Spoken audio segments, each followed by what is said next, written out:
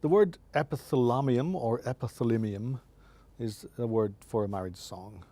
And the most famous one of these marriage songs is Spenser's Epithalamium, which is a song of 365 lines, a line for every day of the year. Joyce brilliantly puts it into a single line in this lyric, and an extraordinary challenge indeed it is to the musician in trying to set this particular lyric and trying to set that particular word. But it rhymes with the words "I come," and it ends at the end of the poem with "For love is at his noon, and soon will your true love be with you soon, oh soon."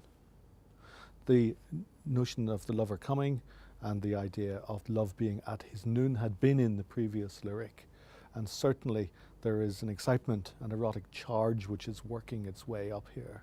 It's working its way here with something going on to do with the Wind of Spices. And the Wind of Spices is a reference to the Song of Solomon, which is another one of the lyric sequences which is behind this particular sequence.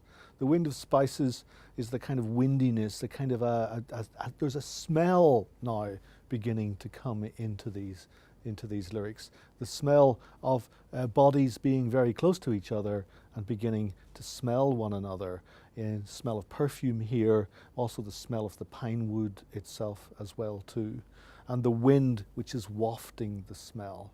Of course, at this stage, it is thinking about what C.S. Lewis would later on call courtly love. And courtly love is a reasonably chaste thing.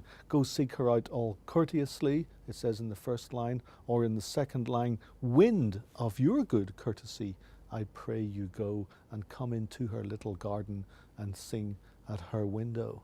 There's another reference here, and the reference is to Tennyson's Maud and the song Come Into the Garden, Maud. That again was an exceedingly smelly poem, a poem which was completely saturated with the scent of the flowers of the garden as the lover is waiting for the loved one.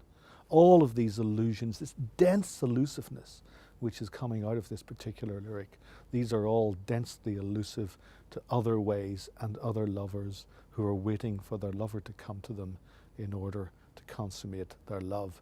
And as with all of the rest of these poems with a high level of sexual excitement.